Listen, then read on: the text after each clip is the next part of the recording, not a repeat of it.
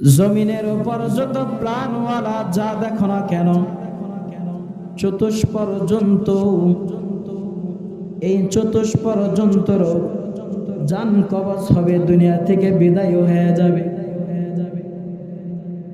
আল্লাহ পাক রব্বুল আলামিন ডাক দেবার গোলাম, এই জমিনের উপরে তোমাদেরকে আমি আল্লাহ অনেক মায়া কইরা দুনিয়ার মধ্যে প্রেরণ করেছি। এই বান্দা,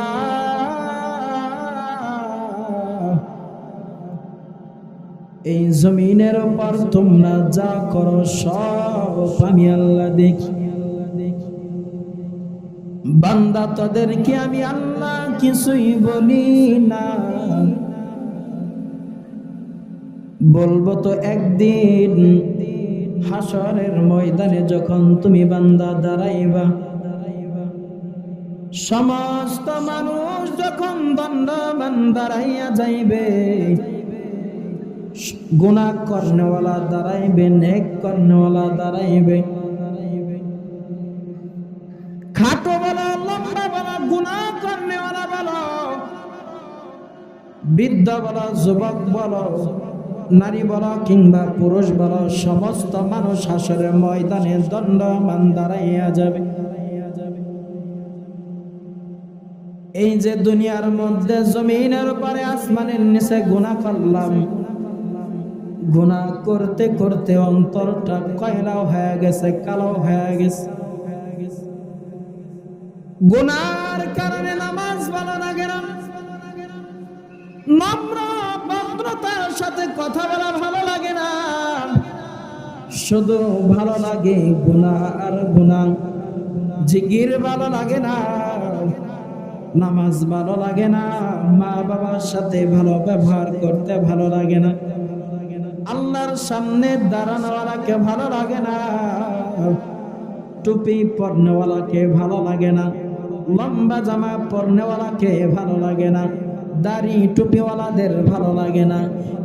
এই যে ভালো না লাগার কারণ হলো তুমি নফসে আম্মারার দুখাই পইরা, ওয়া আম্মা মান খাফা মাকামা রাব্বিহি ওয়া নাহান নাফসা আনিল হাওয়া।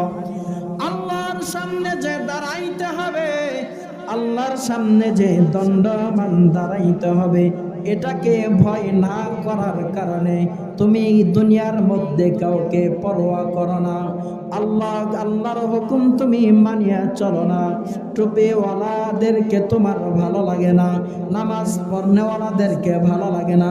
জমিনের উপর বান্দা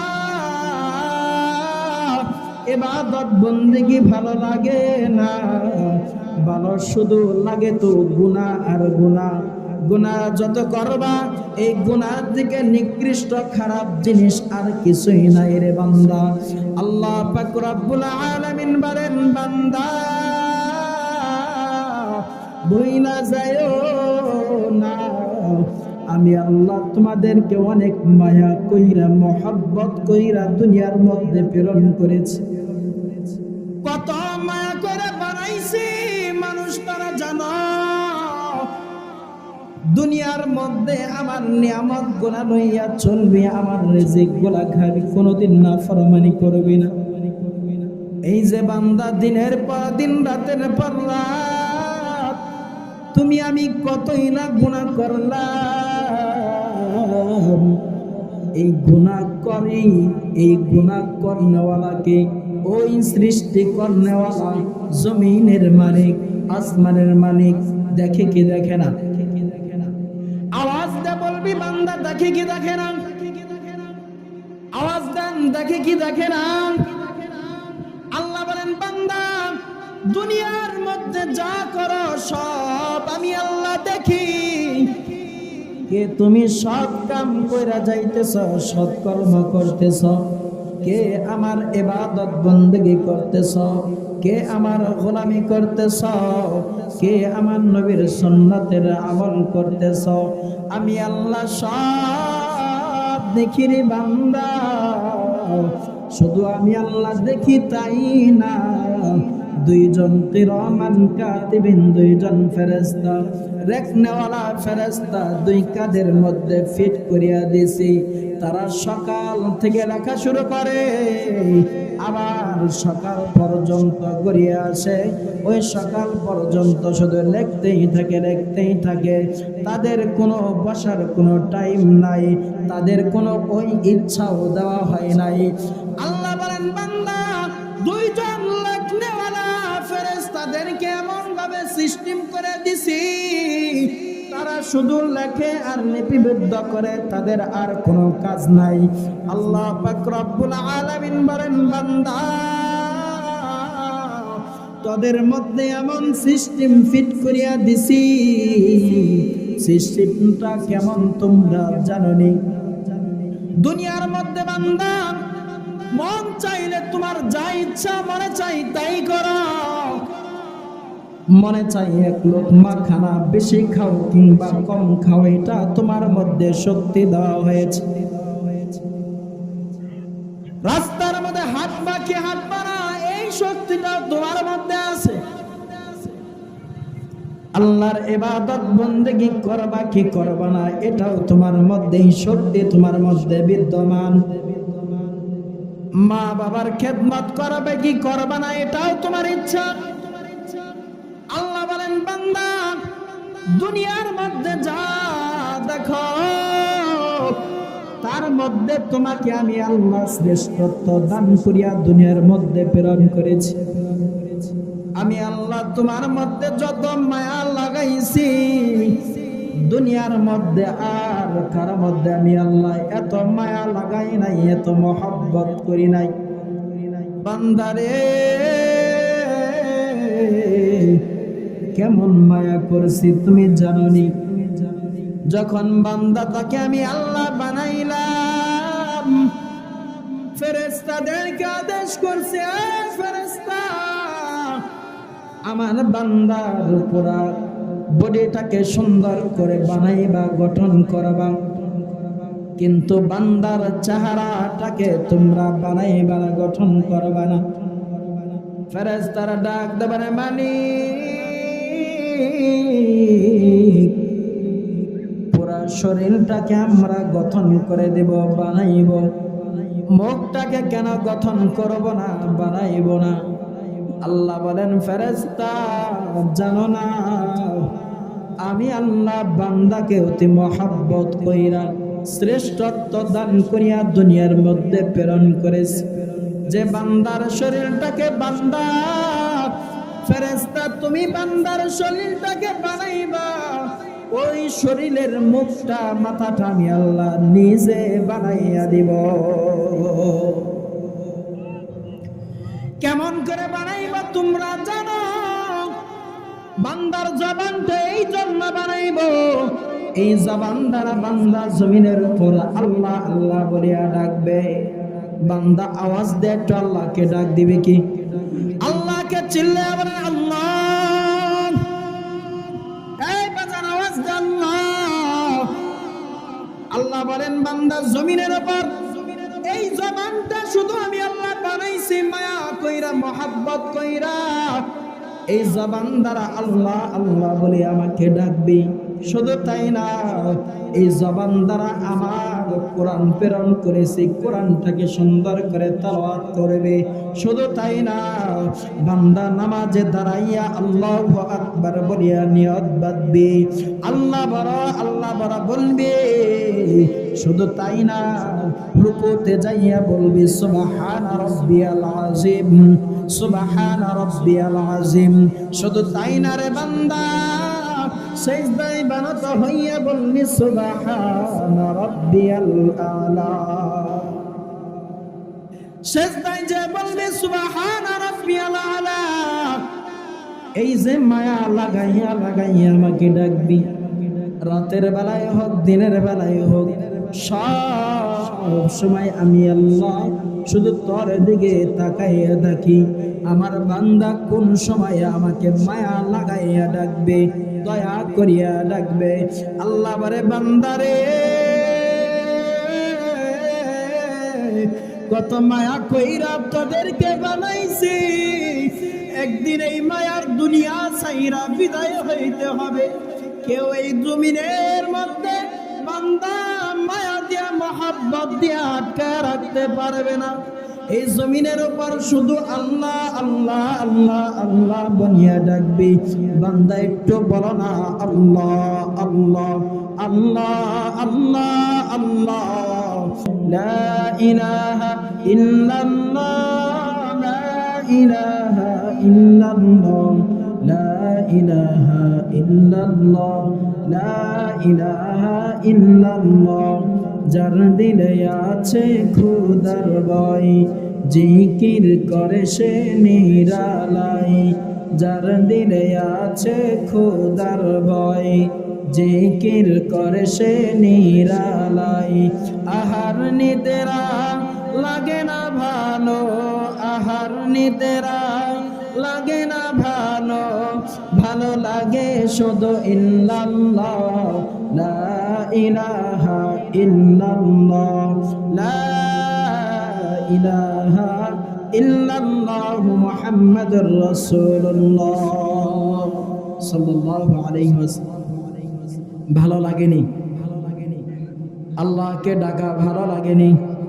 চিল্লা বলেন না ভাজান ভালো লাগেনি?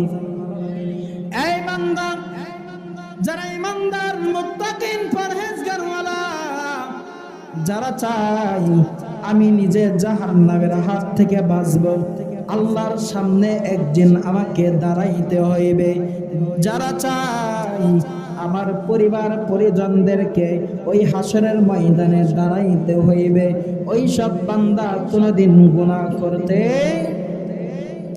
ওই সব বান্দা কোনোদিন গুনাহ করতে পারে না, নাফরমানি করতে পারে না, বিশ্বাসঘাতকতা করতে পারে না। আল্লাহ বলেন বান্দা কত মায়া কইরা মহব্বত কইরা তাদেরকে বানাইছি তোমরা জানোনি? জমিনের উপর গুনাহ করো, আমি আল্লাহ কিছুই বলি না, শুধু তাকাইয়া দেখি। আসমানের নিচে বান্দা তুমি গুনাহ করো, আমি আল্লাহ কিছুই বলি না, শুধু তাকাইয়া দেখি। একদিন বান্দা হাসরের ময়দানে সমস্ত মানুষ যখন দণ্ডমান দাঁড়াইয়া যাবে রে বান্দা, গুনাহ করনেওয়ালা দাঁড়াইবে, নেক করনেওয়ালা দাঁড়াইয়া যাইবে। আল্লাহ পাক রব্বুল আলামিন হাসরের ময়দানে মায়া লাগাইয়া রাখবে।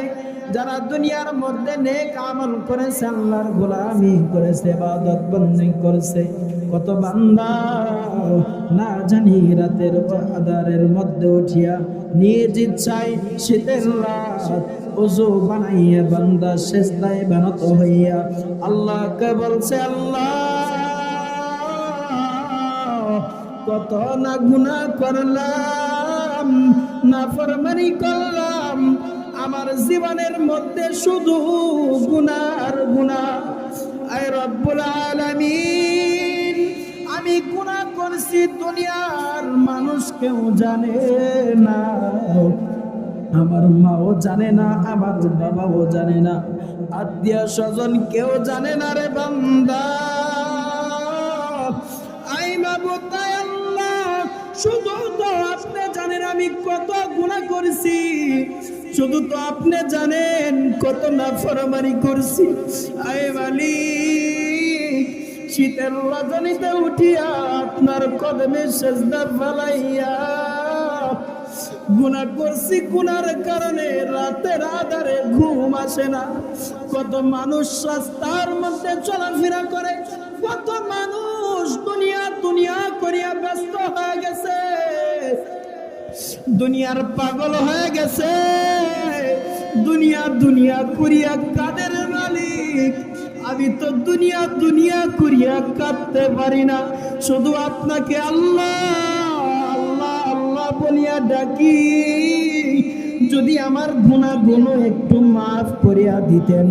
হে আল্লাহ, কত গুনাহ হয়ে গেছে, আমি আপনার কদমে সিজদা ফলাইয়া মায়া লাগাইয়া ডাক দিলাম, আল্লাহ গো আমার জিন্দেগানি গুনাহ খাতাগুলোকে মাফ করিয়া দেন।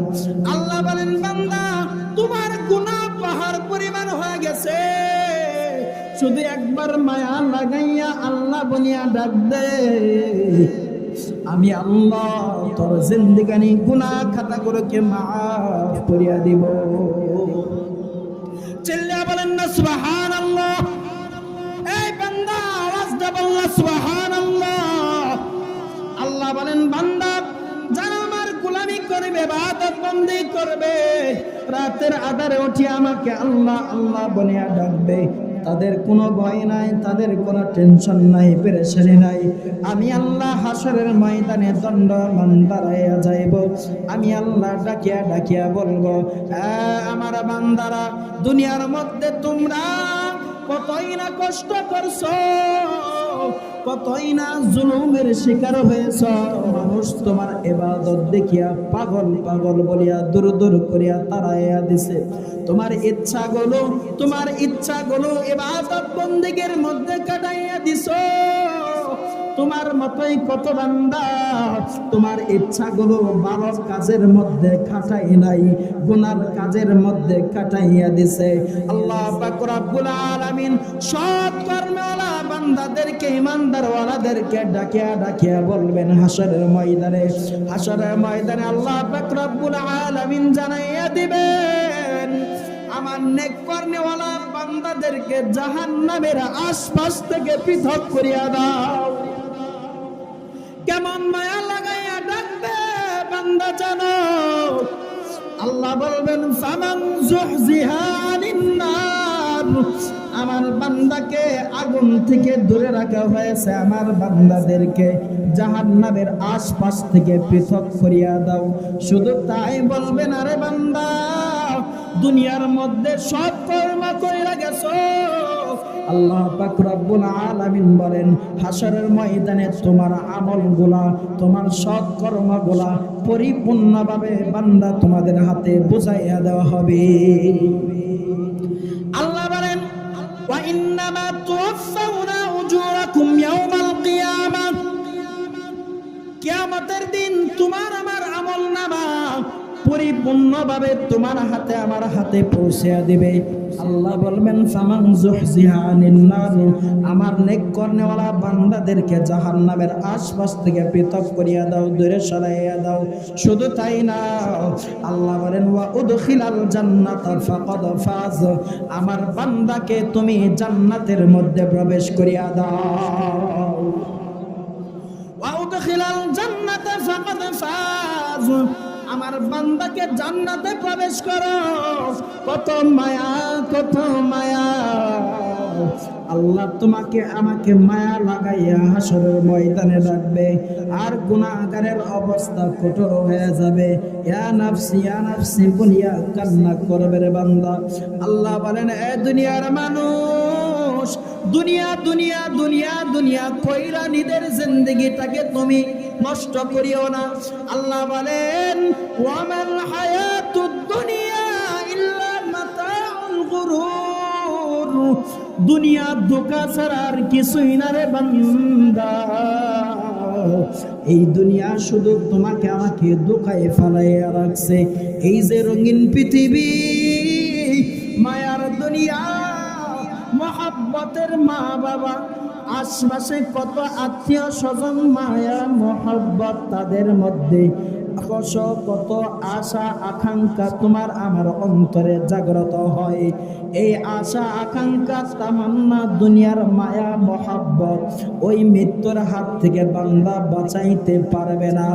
আল্লাহ বলেন বান্দারে ওয়া আম্মা মান খাফা মাকামা রাব্বিহি ওয়া নাহান নাফসা আনিল হাওয়া, তোমার ভয় করো, আল্লাহর সামনে দাঁড়াইতে হবে। ওই দিনটাকে এমন ভাবে ভয় করো যেন কোনোদিন তোমার গুনাহ না করতে হয়। যারা গুনাহ করে ইমানদার বান্দা, তারা গুনাহ করার সাথে সাথে আল্লাহর কদমে সেজদা ফলাইয়া আল্লাহকে মালিক বলিয়া ডাক দেয়। আসমানের মালিককে সব খুলিয়া খুলিয়া বলে কত গুনাহ করছি আল্লাহ, জিনার গুনাহ হয়ে গেছে, বিশ্বাসঘাতকতার গুনাহ হয়ে গেছে, নাফরমানির গুনাহ হয়ে গেছে, কোরআনের সাথে বেয়াদবি করেছি গুনাহ হয়ে গেছে। উলামা ইকরামের সাথে বেদবি করেছি, গুনাহ হয়ে গেছে। আল্লাহ আপনি আমার জিন্দেগানি গুনাহ খাতাগুলোকে মাফ করিয়া দেন। এই বান্দা, হাসরের ময়দানটাকে তুমি ভয় করো, কিয়ামতের দিনটাকে ভয় করো। কিয়ামতের ময়দানে যখন সমস্ত মানুষ দণ্ডমান দাঁড়াইয়া যাইবে, গুনাহ করনেওয়ালা দাঁড়াইবেন, নেক করনেওয়ালা দাঁড়াইবেন, হাসরের ময়দানে সকলের বিচার হইবে। উলঙ্গ অবস্থায় সমস্ত মানুষ দাঁড়াইয়া যাইবে। মদিনাওয়ালা নবী আয়েশা রাদিয়াল্লাহু তাআলা আনহাকে ডাক দেয়া বলে, এ আয়েশা, হাসরের ময়দানে সমস্ত মানুষ উলঙ্গ অবস্থায় দাঁড়াইয়া থাকবে, ইয়া নাফসি ইয়া নাফসি বলিয়া কান্না করবে। আয়েশা রাদিয়াল্লাহু তাআলা আনহা ডাক দেয়া বলে, ও নবী পয়গম্বর আমার, হাসরের ময়দানে সমস্ত মানুষ অলঙ্গ অবস্থায় দণ্ডমান দাঁড়াইয়া যাইবে। কোন মানুষ কি কোন মানুষের দিকে তাকাইবে না, লজ্জা স্থানের দিকে কেউ কি তাকাইবে না। মদিনাওয়ালা নবী জানাইয়া দেয়, আয়েশা জানো, হাসরের ময়দানে কেউ কারো দিকে তাকাইবে না, শুধু নিজের গুনার কারণে আল্লাহর সামনে দাঁড়াইয়া শুধু ইয়া নাফসি বলিয়া কান্না করবে। কেউ কাউকে ডাকার সময় পাইবে না। ও আয়েশা জানো, হাসরের ময়দানে মুসা আলাইহিস সালাম আরশের খুঁটি ধইরা হাউমাউ করিয়া কান্না করবে, কান্না করবে। কেমন কান্না করবে জানো? মালিককে ডাক দেয়া বলবে, আল্লাহ, এই যে হাসরের ময়দান শুরু হয়ে গেছে, আমার পরিবার পরিজন আত্মীয় স্বজন সন্তানাদি যা আছে, আমার বংশধর যা আছে, আমার উম্মত যারা আছে, তাদেরকে তুমি জাহান্নামে লইয়াও আমাকে জান্নাতওয়ালা বানাইয়া দাও। জাহান্নামের আযাব আমি মুসা সহ্য করতে পারবো না। মুসা কালিমুল্লাহ, এই মুসা নবী হাসরের ময়দানে আরশের খুঁটি ধইরা হাউমাউ করিয়া কান্না করিয়া, এই বান্দা তুমি আমি কে, তুমি আমি কে, চিন্তা কর। তুমি আমি তো সাধারণ উম্মত, গুনাহ করনেওয়ালা উম্মত। এই বান্দা হাসরের ময়দানে তোমার আমার মুখটা যখন আল্লাহর দিকে তাকাইবা, আল্লাহ কত গুনাহ করে ফেলেছি, হাসরের ময়দানে আল্লাহ আল্লাহ বলিয়া কোনো কাজ হবে না। হাসরের ময়দানে যখন আল্লাহ পাক রব্বুল আলামিন জাহান্নামীওয়ালা ফেরেশতাদেরকে আদেশ করবে, জাহান্নামীওয়ালা ফেরেশতা গুনাহ করনেওয়ালাদেরকে জাহান্নামে নিক্ষেপ করিয়া দাও। জাহান্নামে নিক্ষেপ করার পর গুনাহ করনেওয়ালা ডাকিয়া ডাকিয়া বলবে, আল্লাহ বুঝি নাই কত গুনাহ করেছি। আল্লাহ ডাক দে বলবেন, আমার নাফরমান বান্দা, দুনিয়ার মধ্যে কেউ কি তোমার দ্বারা চাই নাই? কেউ কি তোমার মওলার কথা বলে নাই রে বান্দা? তোমার দ্বারে কি কেউ যে নামাজের কথা বলে নাই? তোমার দ্বারে কেউ যায় কি তোমার রোজার কথা বলে নাই? কেউ যায় কি তোমাকে মায়া লাগাইয়া বলে নাই গুনাহ করা যাবে না, নাফরমানি করা যাবে না, বিশ্বাসঘাতকতা করা যাবে না? যতই গুনাহ করো কিয়ামতের দিন হাসরের ময়দানে দণ্ডমান দাঁড়াইতে হইবে। কেউ কি তোমার দ্বারে যায় বলে নাই? আওয়াজ দিয়া চোখের পানি ফালাইয়া কান্না করবে আর ডাকিয়া ডাকিয়া বলবে, মালিক কত মানুষ আইছিল, কত আলেম ওলামা আসছিল, কত শিক্ষক ওয়ালা লোকলানা আইছিল। আইসা আইসা বলছে, গুনাহ ছাড়ো, এক আল্লাহর ইবাদত বন্দি করো, নবীর সুন্নাহ মানিয়া চলো। ইবাদত বন্দেগি করো, আমরা মানি নাই। হাসরের ময়দানে আল্লাহ পাক রব্বুল আলামিন বলবেন, এই বান্দাদেরকে জাহান্নামে নিক্ষেপ করো। আল্লাহ পাক রব্বুল আলামিনের কাছে কাকুতি মিনতি করবেন, কোন রাস্তা বের হওয়ার মতো কোন রাস্তা পাইবে না। জাহান্নামের মধ্যে নিক্ষেপ করার পর জাহান্নাম থেকে বাঁচার জন্য রাস্তা খুঁজবে বের হওয়ার জন্য। আল্লাহকে ডাক দেবে, আল্লাহ একটা মিনিটের জন্য হইলেও দুনিয়ার মধ্যে প্রেরণ করেন। আল্লাহ ডাক দিয়ে বলবেন, ওয়ামা হুম বিখারিজিনা মিনান নার, আর সময় নাই, বের হওয়ার মতো কোনো রাস্তা নাই রে বান্দা। এই বান্দা, এক আল্লাহকে ভয় কর, ভয় করার মতো ভয় কর। আল্লাহ বলেন, এই কিয়ামতের দিনকে ভয় করো, ভয় করো, ভয় করো। কেমন ভয় করবা জানো? কিয়ামতটা এমন ভয়ঙ্কর আকৃতি ধারণ করবে, জাহান্নামটা এমন ভয়ঙ্কর আকৃতি ধারণ করবে। এই জাহান্নাম ফুসফুস আওয়াজ দিয়া গুনাহগারের দিকে অগ্রসর হতে থাকবে।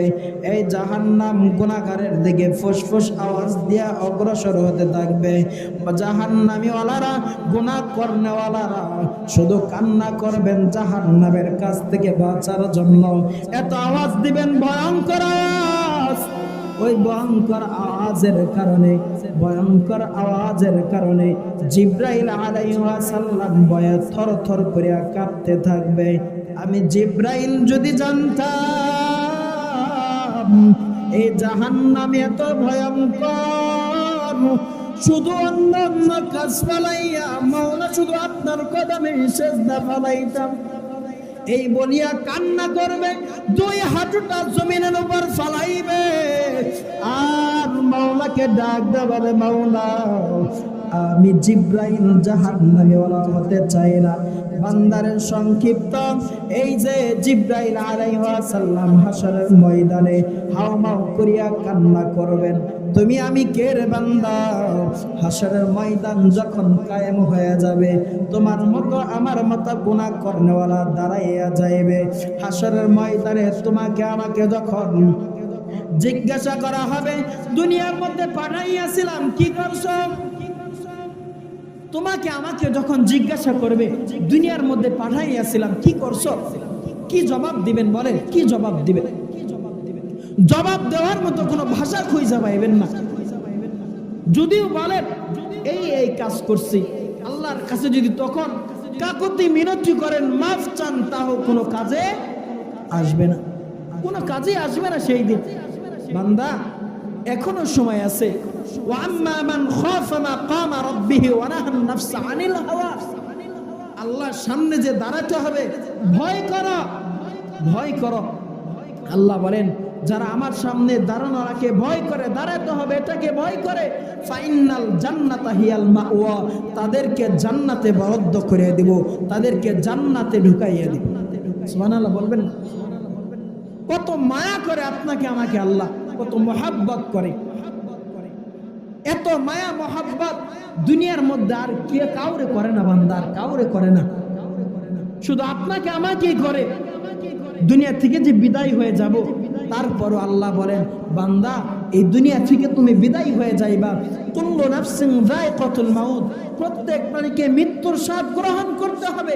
এই দুনিয়া যে ধোঁকা, এটাও জানাইয়া দেয়, ওয়ামা হায়াতুদ দুনিয়া ইল্লা মাতাউল গুরুর, এই দুনিয়া ধোঁকা ছাড়া আর কিছুই না, এই দুনিয়া ধোঁকা ছাড়া আর কিছুই না। এই যে আল্লাহ জানিয়ে দিলেন দুনিয়া ধোঁকা, ধোঁকা ছাড়া কিছুই না, জানি তারপরও আমরা মানি না, তাই না? মানি না, তারপরেও এই দুনিয়া যে আপনাকে আমাকে ধোঁকায় ফালাইয়া রাখছে। আমরা যে দুনিয়ার পেছনে ছুটতেছি, দুনিয়ার পেছনে ছুটতেছি না আমরা? আওয়াজ দিয়ে বলেন, দুনিয়ার পেছনে ছুটতেছি না? এই যে দুনিয়ার পিছনে ছুটতেছি, এই দুনিয়া তো আপনার সাথে আমার সাথে গাদ্দারি করতেছে, ঠিক কিনা? দুনিয়া আপনাকে আমাকে রেখে পলায়ন করতেছে, আখিরাত সামনে আপনার দিকে অগ্রসর হইতেছে। কেমনে অগ্রসর হইতেছে?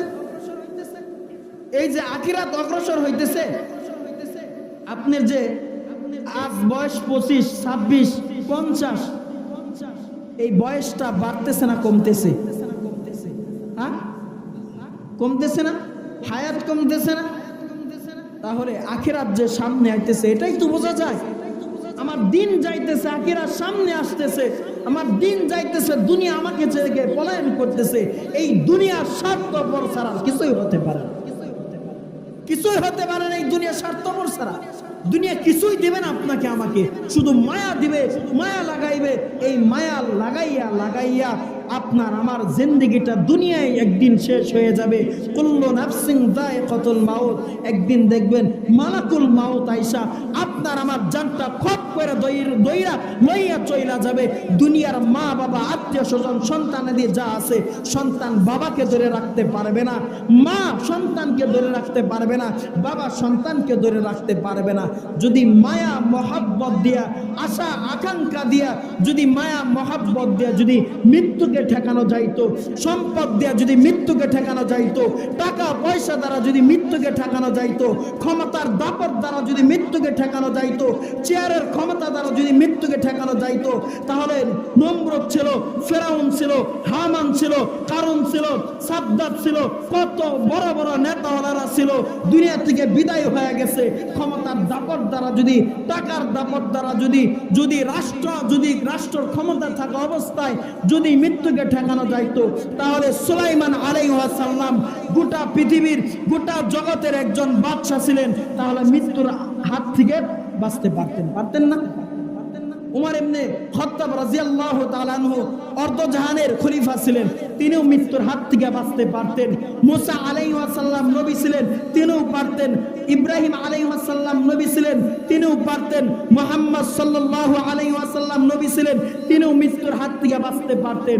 কিন্তু মৃত্যুর হাত থেকে বাঁচার ক্ষমতা কোনো মানুষকে দেওয়া হয় না। এটাই মনে রাখবেন, মৃত্যুর হাত থেকে বাঁচা যাবে না, মৃত্যুর হাত থেকে বাঁচা যাবে না। সংক্ষিপ্ত, আল্লাহ পাক রব্বুল আলামিন আমাদের সকলকে নেক হায়াত দান করুক এবং হায়াত থাকা অবস্থায় আপনাকে আমাকে আল্লাহ পাক রব্বুল আলামিনের গোলামি করার জন্য, ইবাদত বন্দেগী করার জন্য, আল্লাহ পাক রব্বুল আলামিনের হুকুম আহকাম মানিয়া চলার জন্য, নবীর সুন্নাহ মানিয়া চলার জন্য, সুন্নাত আদায় করার জন্য, নবীর আদর্শ মোতাবেক চলার জন্য সকলকে তৌফিক দান করুক। সর্বপ্রথম আমাকে